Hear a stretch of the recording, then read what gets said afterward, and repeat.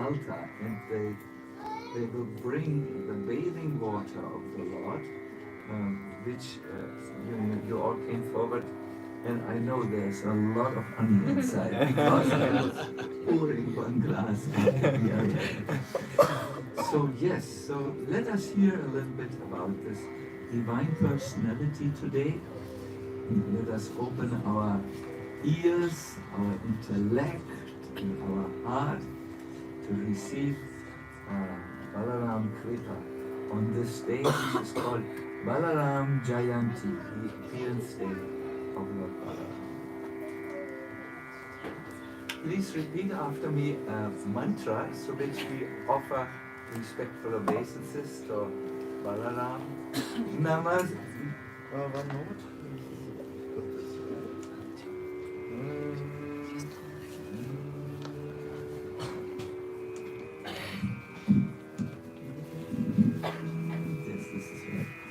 Namaste. Namaste. Varinam Shreshta. Varinam Shreshta. Namaste. Namaste. Dharani Dhara. Dharani Dhara. Valambare. Valambare. Namaste tu.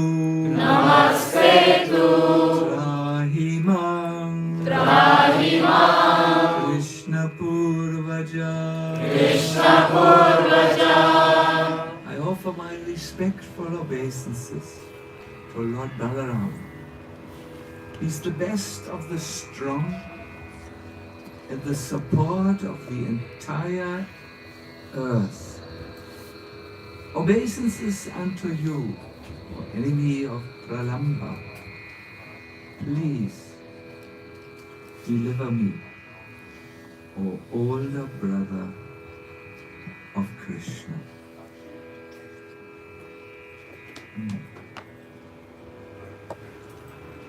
Namo Vishnu Padaya Krishna Prasthaya Bhutale Srimate Bhakti Vedanta Swami Namine Namaste Saraswati Deve Gauravani Pracharine Nirvishesha Shunyavadi Paschatya Deshatarine Sri Krishna Chaitanya Prabhu Nityananda Shri Advaita Gadadhara Srivasavi Gaura Bhakta Vrinda.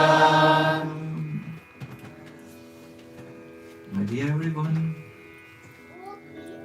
when we talk of God, we have to know He has many, many forms in which He manifests Himself. And all these forms are identical with Him.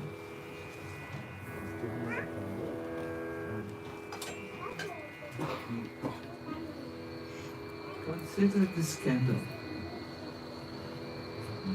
Imagine it is a real candle with a flame. Now when I take a second candle and light it from the first candle, what would you say? The light in the first candle the same as the light of flame in the second candle?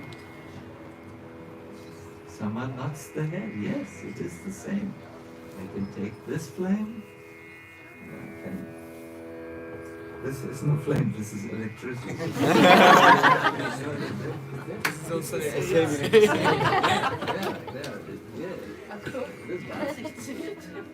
Yes, here we go. Yes.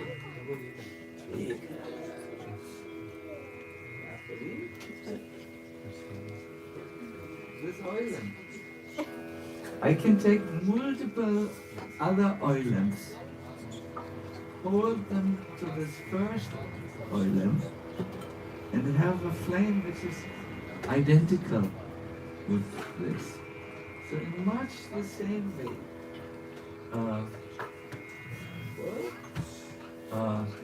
Lord or Krishna has many expansions, and they are all the Lord Himself. Therefore, in spirituality, we don't make the mistakes with which religions sometimes make, not all the times. That is to quarrel about, oh, my God is different from your God. The Hindu God is different from the Christian God. The Muslim God is different from the what else do we have? Jewish God.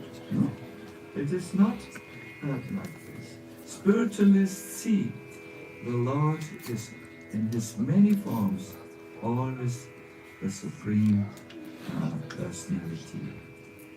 However, each single manifestation of God has some specific thing to offer.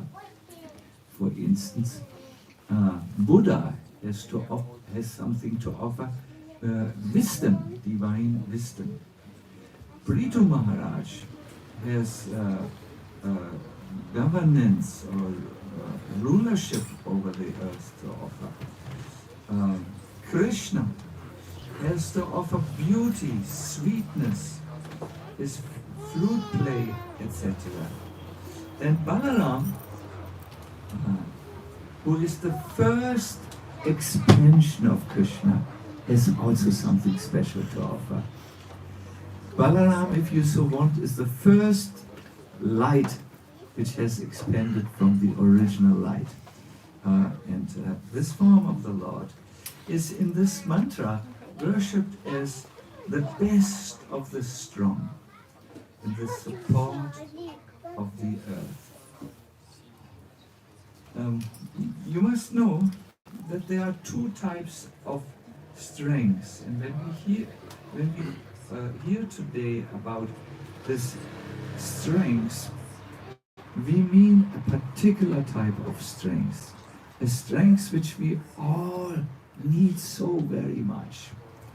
There is what we can call Purushakara, that is our own strength, the strength which we human beings can come up and expand. I have seen today one guest of ours. He has trained very hard and he has now very strong biceps muscles. I have seen last time when I saw his muscles, they were hanging down a little bit, but perhaps he felt inspired to train his muscle. So he has become a little stronger than last time I saw him, but his strength has certainly a limit. The strength of Balaram has no limit. It is said in one of his forms, he's carrying all the planets on his head.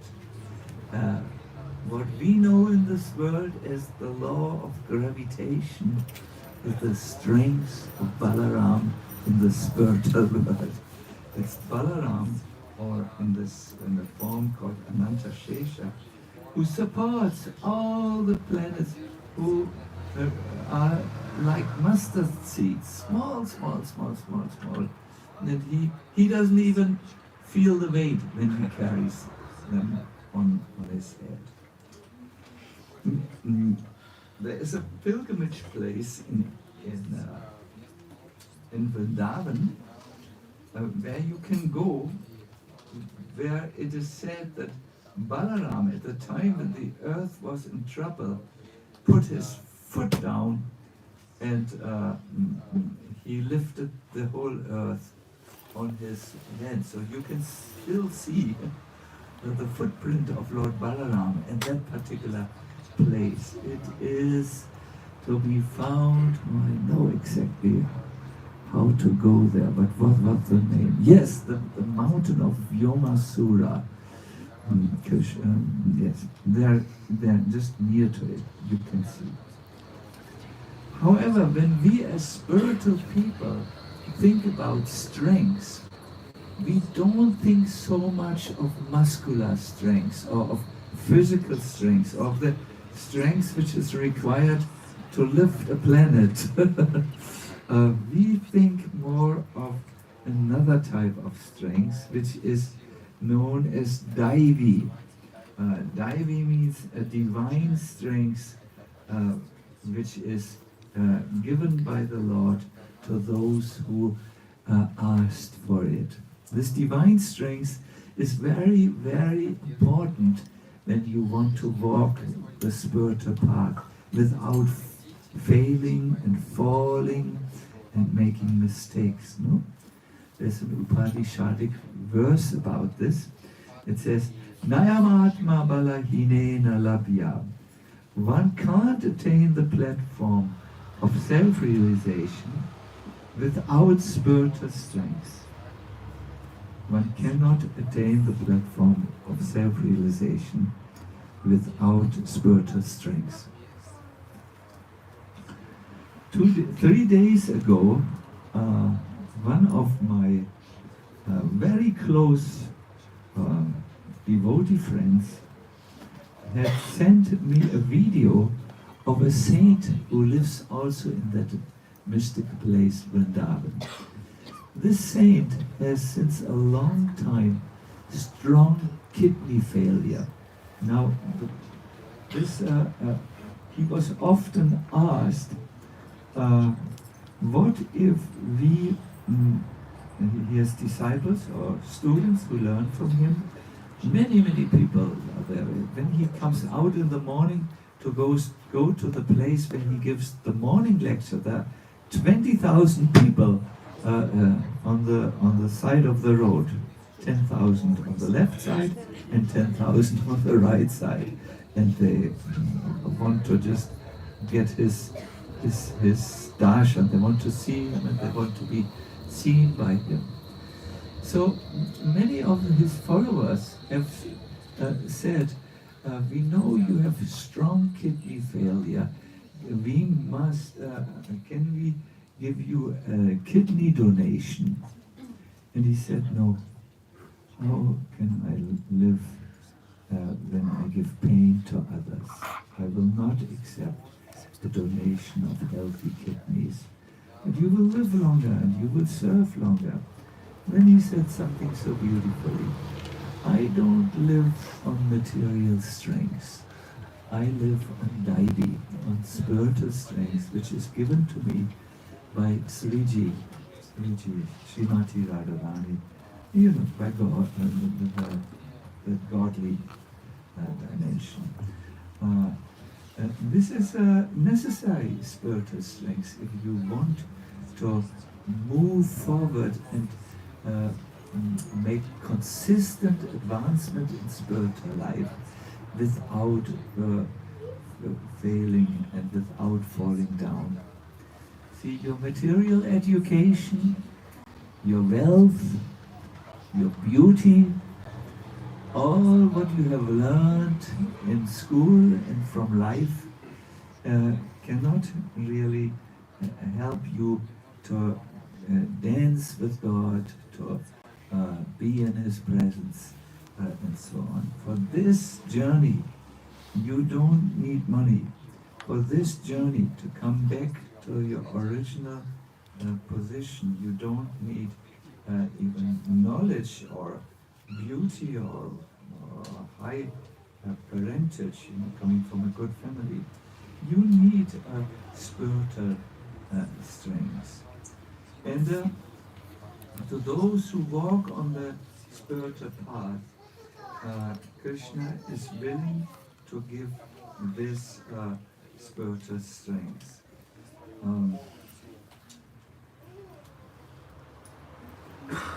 There is a verse from the Bhagavad Gita which describes why Krishna and his expansions like Balarama appear at all in the world of men.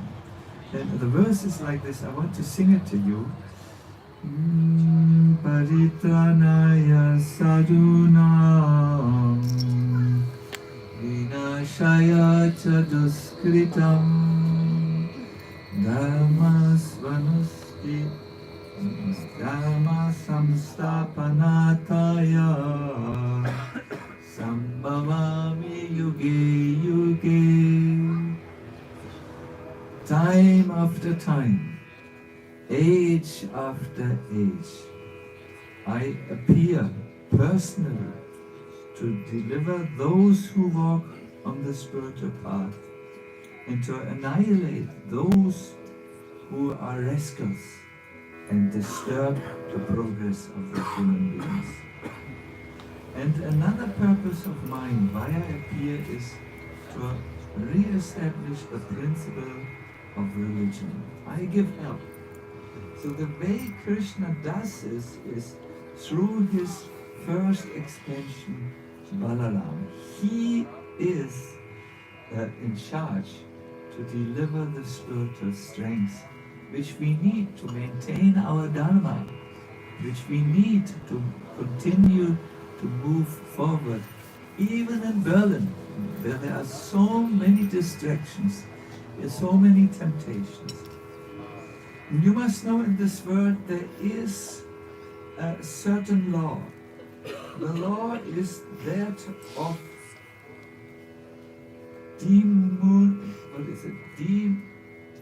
diminution, the law of decreasing, the law of losing value.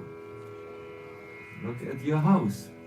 If you have a house and you let it stand, after some time it will have Schimmelpilze, fungus, then there's some problem in the roof and the water comes down into your living room.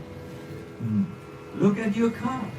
You may now have a good car, but in 10 or 20 years, your car is ready for India.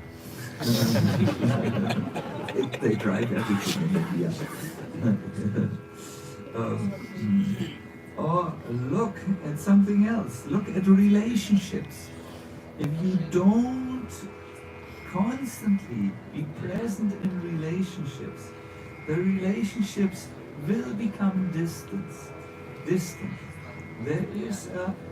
is a law in this world, and unfortunately this law also applies to your spiritual practice, to your spiritual life, to your efforts for self-realization.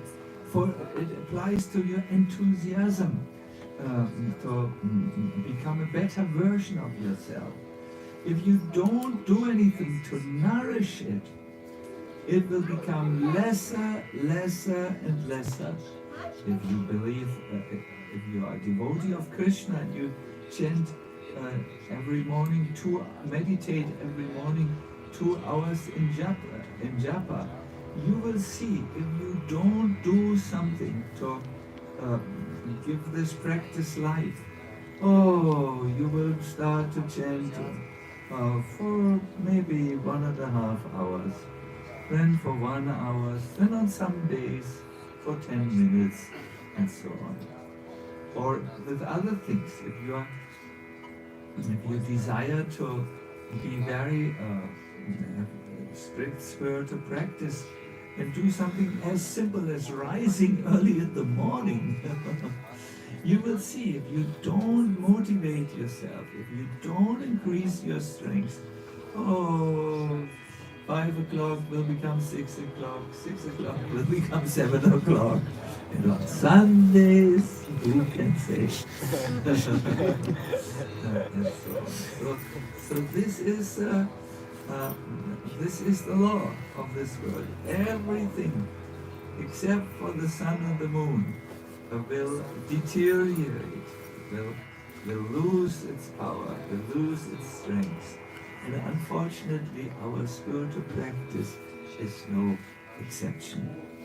Therefore, today is a very good day for getting strength, for refilling your tank. There is a sacred scripture. I think most of you know it. If you don't yet have this book, it is the best book I can recommend. It's the Srimad Bhagavatam. And if you don't have it, wait for a few weeks when September comes, there is an activity in this temple. It's almost like a free for all. And everyone can get a Bhagavatam set, either with financial support from outside, from friends of the temple, or they can purchase a set of this wonderful spiritual encyclopedia for really a reduced price. Anyways, so in that work, it's thousands of years old, it says, as long as one has a body, one should destroy one's enemies by the strength of the Lord. And some of you think, what? By the strength of God, enemies should be destroyed. I thought this Hare Krishna people are peaceful people. Are they now also like fundamentalists who... No, don't worry. The enemies which we have, as long as we are in this material body, are attachments that are harmful to us. We know we shouldn't eat so much, but already we have a belly like an elephant, but we cannot leave it. Or we know we should give up smoking, perhaps, or we know we should do this, but something in us, our habits make us attached to this. Illusion is another enemy for someone who has attained a material body. Fear is there, passion, or that we become envious on someone who's walking the path and we think, oh, he gets so much more support and so on. These things should be destroyed with the sword of knowledge, which is sharpened by the service to a genuine spiritual master. No? Krishna gives you an instrument. He gives you spiritual knowledge in works like the Bhagavad Gita. And if you follow the instructions of a pure soul, a great devotee, a great saint, you will be able to sharpen that knowledge, and it will help you to get rid of your attachments, illusions and fears which you may carry in your heart. Without the strength of the Lord, without this divine strength, one is like a passenger on a chariot with blind horses. Imagine you have a chariot and the chariot has blind horses. You don't know where the chariot will bring you. Or without this sword of knowledge, one is like a helpless victim. Without the spiritual strength, I wanted to say, one is like a helpless victim who's overcome by the plunderers of these attachments, illusion, fear, which come. I remember there was a time when we were trying to build a temple in Vrindavan in India. And we were at that time very poor. Now we are also poor. We want to have a temple here in Berlin so that we can invite so many more people and do not need to send anyone home. But at the moment we are waiting for a miracle. So we were in a similar situation when we went to India. Someone gave us a piece of land, but we had no financial means to buy bricks or bamboo and all these construction materials. But then after a long effort and struggle, by the help of many people, we were able to open a temple which is still there. It's called the Krishna Balarama temple, where Krishna and Balaram can be found on the central altar. My dear everyone, these were difficult days, pioneer days. We were I still remember these times. We had no mosquito nets. We were somehow in malaria when the mosquito season came right after the monsoon. We had no money to buy 3 meals a day. We were really poor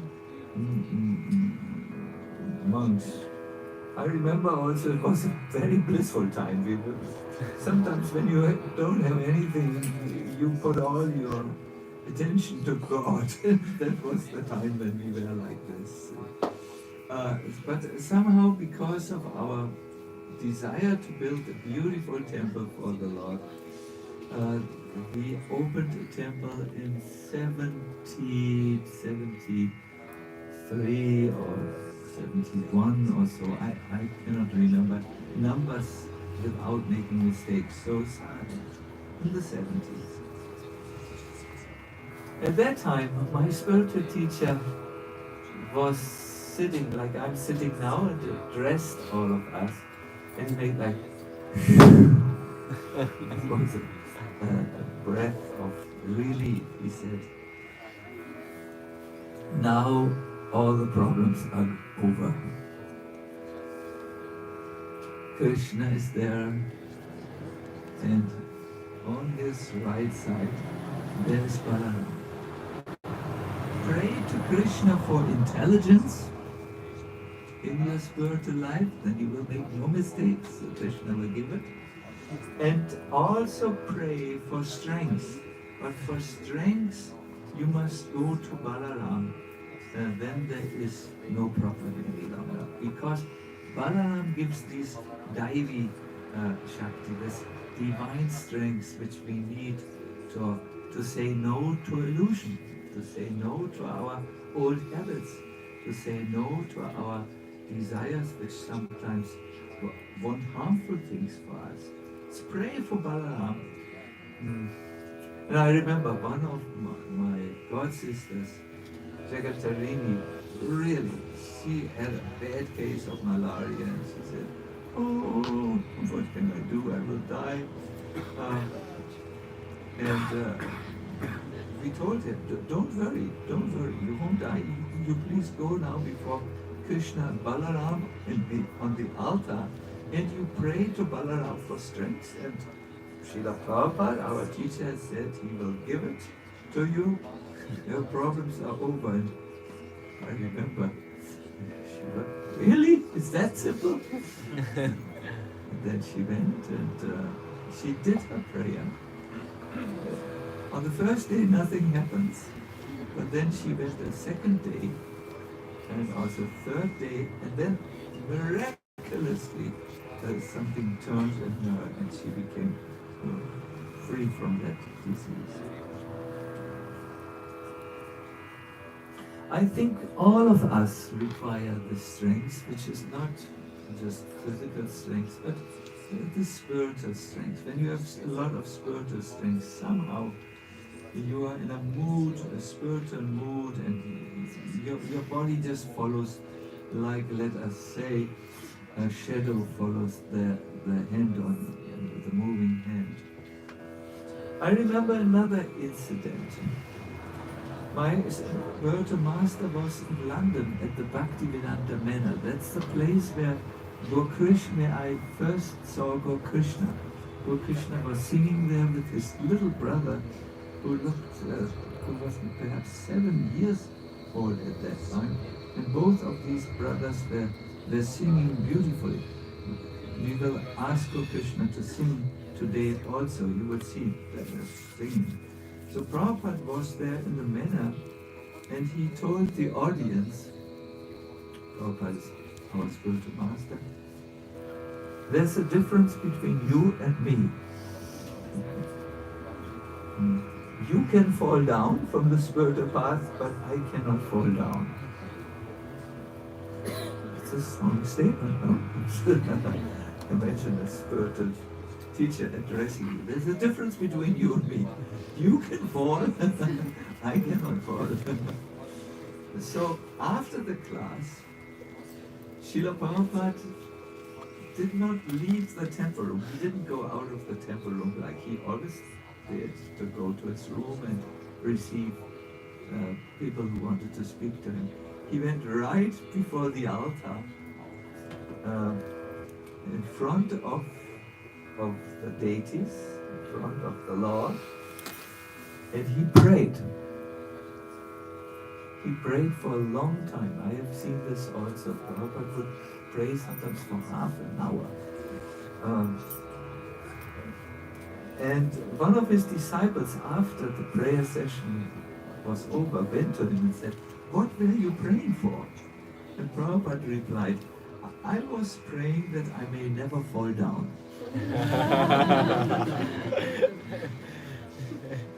The disciple responded, but in your talk earlier you said you will never fall down. That's the difference between you and us. And Prabhupada replied, "Yes, because I'm always praying never to fall down. Therefore I can never fall down." My dear listeners, this opens a very important path in spiritual life. It's called Vandanam, or the art of prayer. I think it takes a long time for a normal person to say, "Okay, now I cannot do this any longer alone. I must pray." I know even for myself, who is quite some time on the path, it takes a long time because I'm so busy in other things before I sit down and pray. And there is a reason why this is so. In this world, each one of us is so much accustomed to do things on his own strength. We go out on our own strength, we work to get the Lakshmi, or we give part of our Lakshmi to be invested somewhere. With our intelligence we find the best way. We are so much used to solve to find solutions with our own strengths. It goes almost against our habit to pray and make ourselves dependent on the Lord. That's why Krishna lifted for 7 days the Govardhana hill. Because the first day he wanted to show you cannot be successful by your own strength. The second day he wanted to show you cannot be successful with your own intelligence. With the third day he wanted to show you cannot be successful by the knowledge which you have heard from others.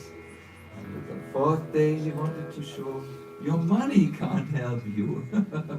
And in this way, 7 points on the checklist were crossed out. You require my strength, my help, my divine support in order to do your thing. There's at the moment I'm writing a book, and I have heard this so often, and I've spoken so often about it, that before in the morning I start to write, I first sit down and pray. Because I know if I just write on my own strength, with my own knowledge or the wisdom I have heard, the book will have a limited power. But if I just say, "Please, you take over my intelligence," it will go better. Okay. Of course, many of you have the question, does God answer my questions? I remember when I was a music lover, but not yet in spiritual life, there was a musical group which I liked. They were called The Doors. They found this title by opening the door from Aldous Huxley, who had not title, the band's name was made after a statement by Aldous Huxley to open the doors of perception, no? So, I remember when I was young, I would hear the music, and often the singer of this musical group was starting his concerts with just shouting, "You cannot petition the Lord with prayers." I think many of us have the same mood. We think, does God answer my prayer? So, I mean, I've tried in the past. And there was not an immediate response, at least not the response I wanted. He didn't give me what I desired or wished for. There is a discussion in the scriptures in Chaitanya Charitamrita about this point. There is a devotee who may desire something other than service to Krishna. And the text goes on, but if he engages in the Lord's service, nevertheless, although he does want material things, like a wife perhaps, or a visa for Germany, long-term visa, or these things, if he engages in Krishna's service, Krishna gives him shelter of his lotus feet, even though he does not aspire for it. Krishna cometh, the Lord says, this person is engaged in my service, but he wants the benefits of material objects from this service. Such a devotee, Krishna thinks, is like a person who asks for poison instead of nectar. That is his foolishness. But I am not like this. I am experienced. Why should I give such a foolish person the dirty things of material enjoyment? It would be better for me to give him shelter at my lotus feet. I shall cause him to forget all material desires. If one engages in the service of the Lord, the result is that he ultimately loses his taste for harmful material things, and he gains a taste for the lotus feet of the Lord. And that's spiritual strength. I want to say in summary, yes, Krishna gives you what you desire. When you go before Lord Jagannath, before the deity, and go to Balarama, you sincerely pray, Krishna will answer. He may not answer this second or the next second, but he will ultimately, eventually, at the end, answer. But his answer is so,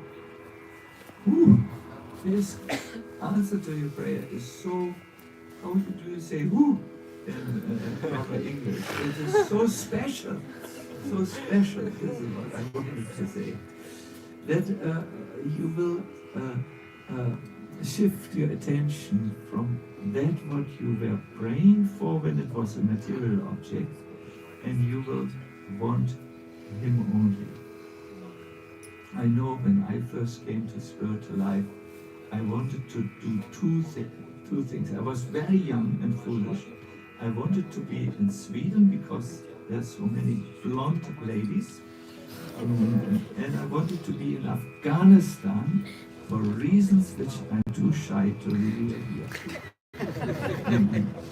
And both of the desires were fulfilled. I lived in Sweden for 1.5 years by Krishna's arrangement, and I also was in Afghanistan for a good amount of time. I was leading a school there for school children, little children, and their parents. But when I was in Sweden, I didn't want blonde ladies. I lost the material desire. I wanted only Krishna, and I was talking to many, many people there. And when I was in Afghanistan, I also had lost my taste in why I wanted to initially go there when I was not a monk.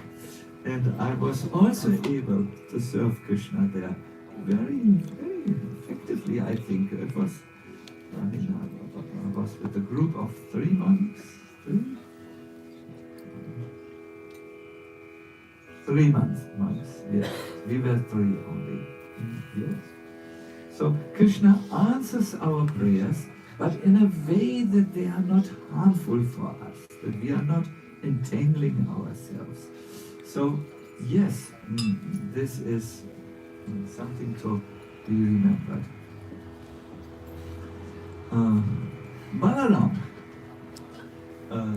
Balaram, and I want to end here, has 2 aspects. A tattva aspect and a Leela aspect.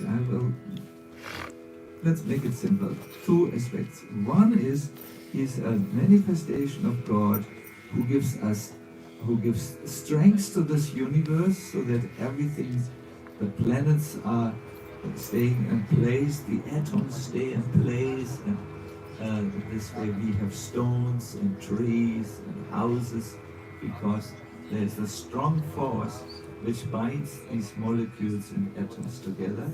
This is one of the strengths of God, of Balarama, and he also gives spiritual strength to those who ask him. In his pastimes, where he engages in divine play, he is in Vrindavan, and every morning he goes out with Krishna for cow herding. They go to the base of a beautiful mountain. It's a Govardhan mountain. You must see this mountain. And they go to Manasa Sarovar, a beautiful lake which is filled with the water of the Ganga.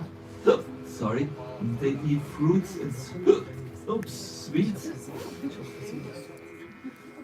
Now we are in thick of eating. Physical reaction. I'm very, very sorry. I don't consider it very impolite to do this. It came bad. And then they come back in the evening time. They bathe and dress. They eat a feast. And in the evening they go to the palace auditorium, where there is an evening of drama, dancing, recitation, instrumental music, Vedic mantras, and a wonderful magic show. This is the daily life of Krishna and Balaram in Vrindavan in a nutshell. They play like as if the play is all. You know, when you see a child, for him, the world is play. Everything is dance and play and happiness. I know children sometimes cry, but when they play, they are happiness. So God plays like this, without any other purpose than just playing and playing and playing.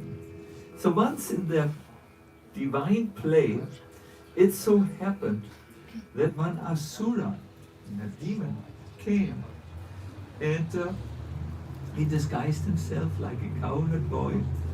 And as the play was going on, Balaram went on his shoulders, and this demon began to run away with Balaram, wanting to cause harm and possibly kill him even. As he was running, he showed his real form. In Bosnia, you say the wolf can change its fur, but it doesn't change its wolf mind. So this demon had dressed like an innocent little boy playing with the Lord, but it had his wolf mentality still inside. So he was running and increasing his size. He had huge fangs, copper red hair, he became as big as a mountain, and Balaram was sitting on top. First he enjoyed having a good view now over Vrindavan, but then he thought this is very unusual. At that moment Krishna called out for him, O soul of souls, O secret of all secrets, why are you now acting as a human being? You are not a human being. Stop this Leela, this pastime time of being a little boy. Just deal with the demon in an appropriate way. And then Balaram, the source of all strength, took his celebrated fist and delivered this demon from his existence. Yes. So yes, this is the two sides of Balarama.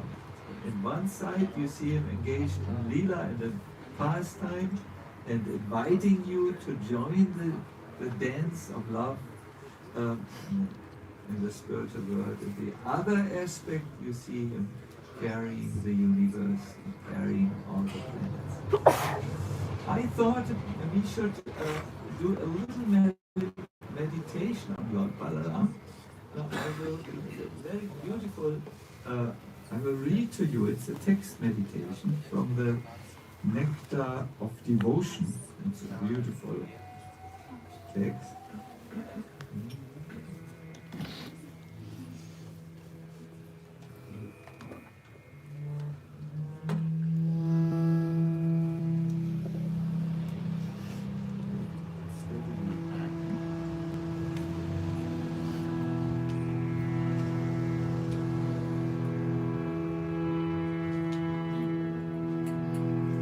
I request you to sit straight.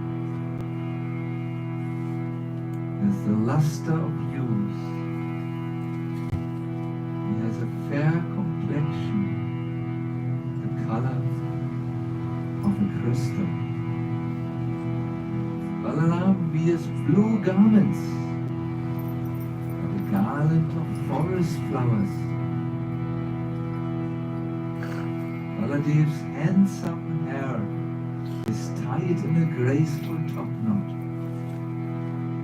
Splendid earrings adorn his ears.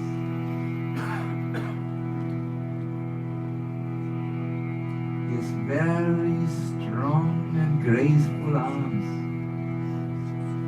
His feet are decorated with splendid jewel anklets. Shri Baladev is Sri Krishna's dearest friend. Baladev is a great reservoir of the nectar of love. He's like a pot of honey, unlimited amounts of this.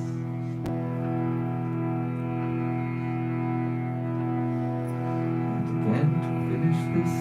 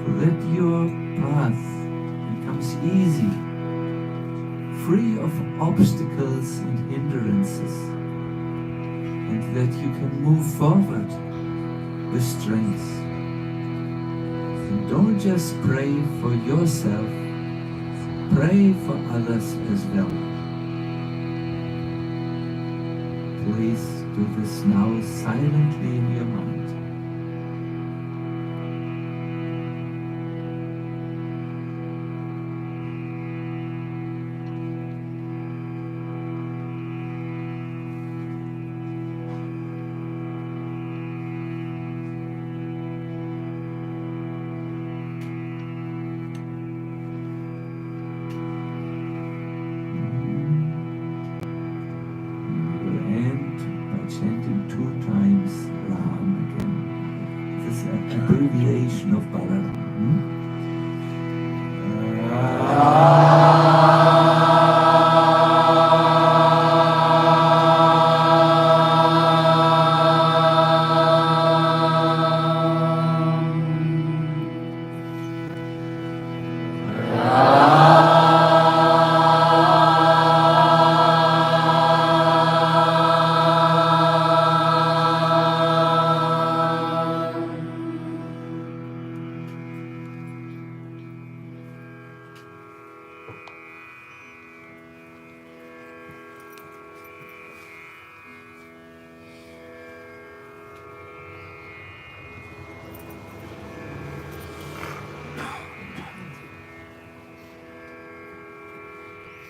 Hare Krishna, thank you very much.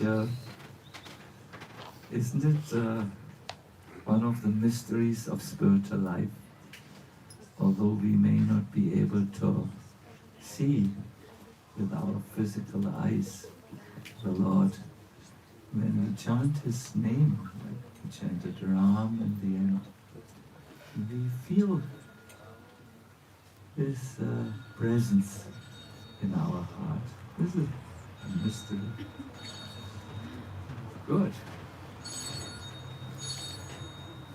Bing, bing. The bird calls. Thank you all very, very much for participating so far in this program. we will now give the microphone to Krishna, who will sing a beautiful bhajan with us. We have the text with us. Nandini will distribute you the text. And, we have about 20 copies, so you have to share the text with her. No problem. 20 people with one text. No, it's really. So, can you please give the microphone?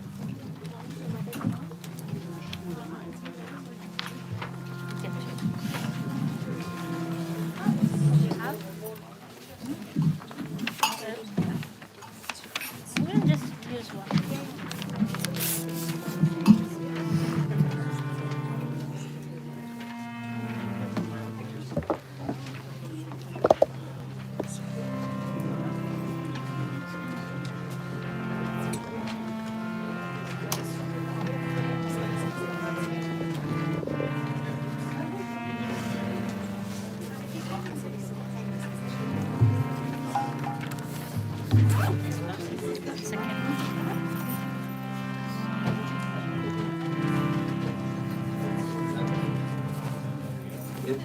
In the meantime, you can see many priests will go many times to the altar, where we will offer the Lord a beautiful feast. And afterwards, we will invite all of you to participate in eating a feast which you will not be able to forget for the rest of your life.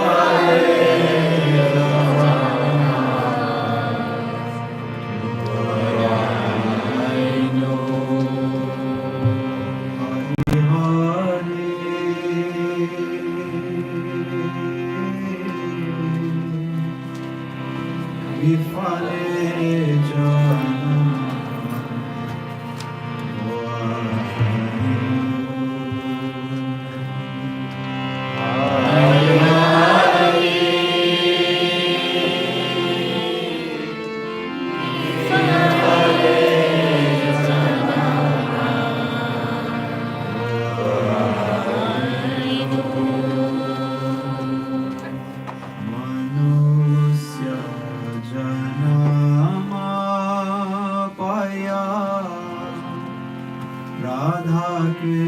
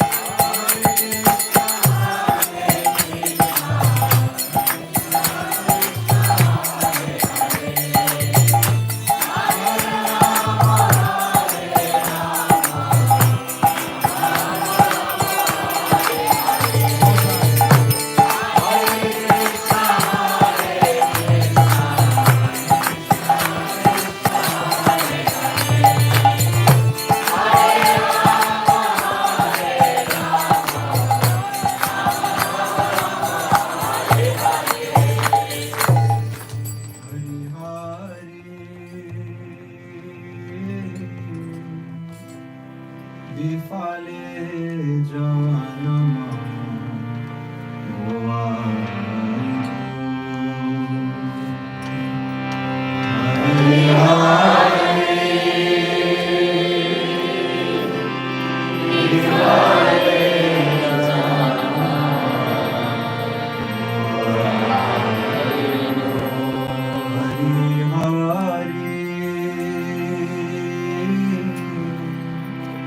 Bifale janama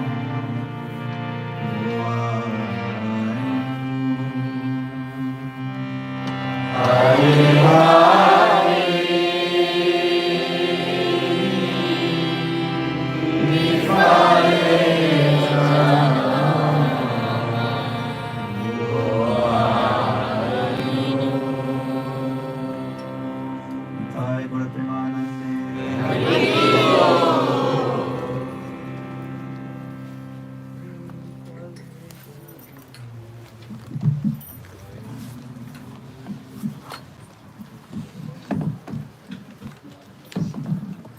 Thank you so much, Lord Krishna.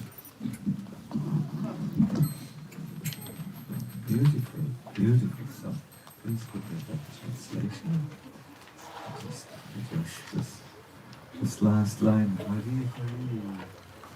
Oh Lord Hari, I have spent my life uselessly. Although I have obtained a human birth, I have not worshipped Radha Krishna. In this way, I have knowingly drunk poison. I'm very regretful and heartfelt prayer. O Lord Krishna, son of Nanda, accompanied by the daughter of Rishabhanu, Radharani, please be merciful to me now. O Lord, please do not push me away from your reddish lotus feet. For who is my beloved except for you alone? What a devotional expression. I will now turn to Jayanti or Jayanti time.